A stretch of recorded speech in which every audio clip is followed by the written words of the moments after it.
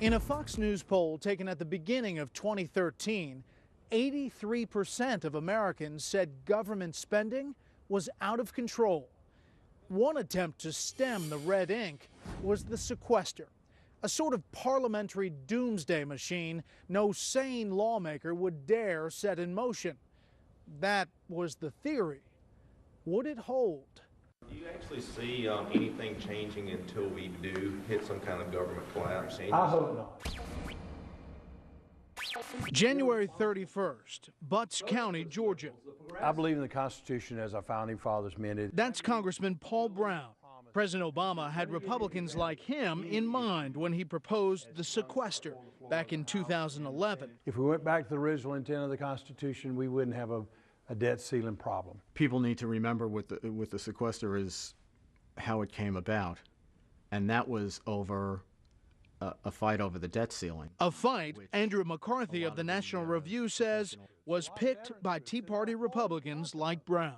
A lot of the professional politicians of both parties said, oh, they're crazy, they're going to cause us to default, they're going to throw the world economy into chaos. But eventually, they forced a deal with the sequester on an unwilling Washington. The deal was this. If Republicans and Democrats could not cut $1.2 trillion out of the growth of spending over 10 years, automatic cuts would kick in. Half would come from domestic spending, half from defense.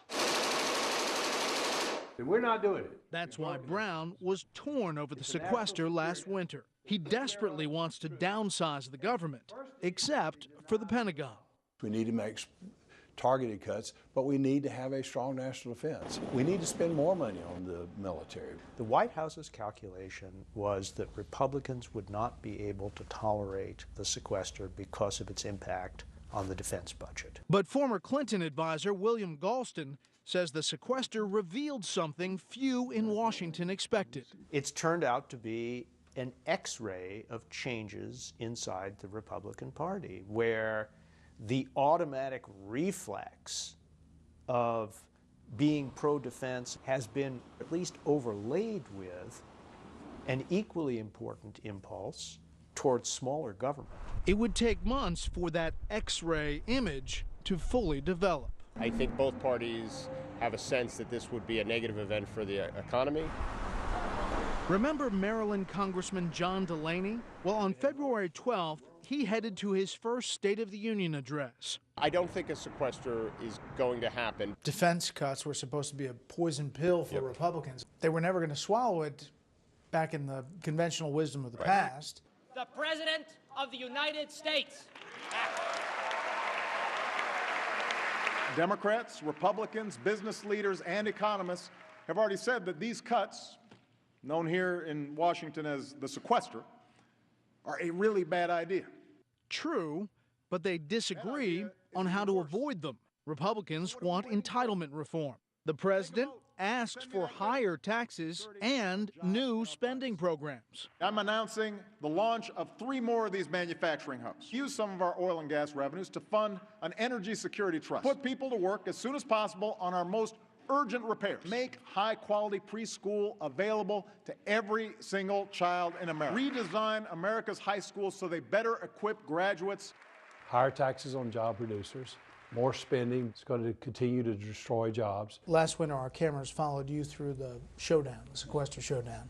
And one telling moment was after the State of the Union. Was that speech a turning point that some Republicans said, he's not hearing us, this thing's going to kick in? The president's not hearing the American people. They want spending cuts, and they see that as the only mechanism where spending cuts are actually taking place. Turns out the Republicans almost like the poison. It was clearly a blunder by the president. It was just a complete misreading of the opposition. It will eviscerate job-creating investments in education and energy and medical research. The president tried to convince the public that the sequester cuts would be too painful to bear. Border Patrol agents will see their hours reduced. FBI agents will be furloughed. Federal prosecutors will have to close cases and let criminals go. The president went into full Chicken Little mode. The sky is falling, he said. In fact, he said planes are going to fall out of the sky. Air traffic controllers and airport security will see cutbacks, which means more delays at airports across the country. Thousands of teachers and educators will be laid off. The problem is only a minority of Americans fear the cuts. More think they'll have a positive effect or make no difference at all.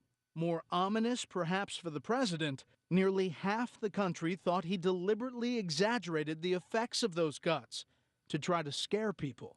And so, on March 1st, a unified Republican caucus lets the sequester cuts go into effect. Were Democrats surprised that they actually did? I think each side was surprised. The Democrats thought the Republicans would be so upset about the defense cut they'd never let it happen, and the Republicans thought that the Democrats would be so concerned about cuts to education and things like that that they'd never let it happen. And here it did. And here it did. The sequester cuts only a small percentage of increases in federal spending, but that was still a huge accomplishment for small government conservatives.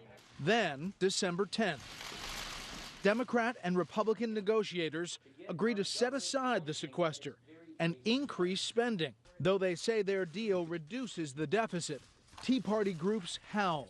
Speaker John Boehner bites back. Frankly, I just think that they've lost all credibility.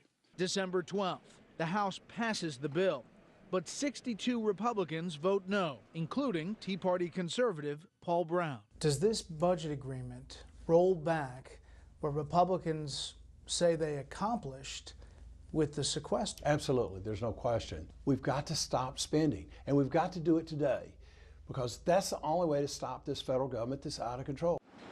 Months ago, few predicted that the GOP would agree to ease the sequester, but that was before an ill-fated Tea Party power play that began in earnest last summer. Thanks a lot. Thank you.